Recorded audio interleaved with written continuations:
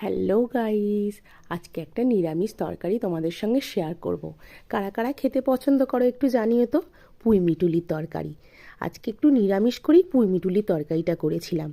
কী দিয়ে করেছিলাম দেখো।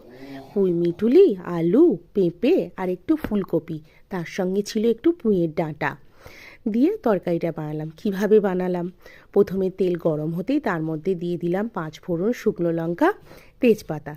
তারপরে সব সবজিগুলো দিয়ে দিলাম তেলের মধ্যে, ভালো করে ভাজা ভাজা করে নিয়ে তার মধ্যে দিয়ে দিলাম একটু আদা বাটা।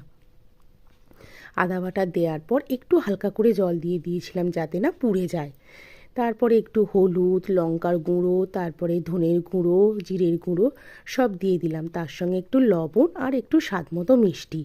আর যেহেতু নিরামিষের দিন একটু পাঁপড় ভাজা করে রেখেছিলাম, সেই পাঁপড় ভাজাটাও তরকারির মধ্যে দিয়ে দিলাম।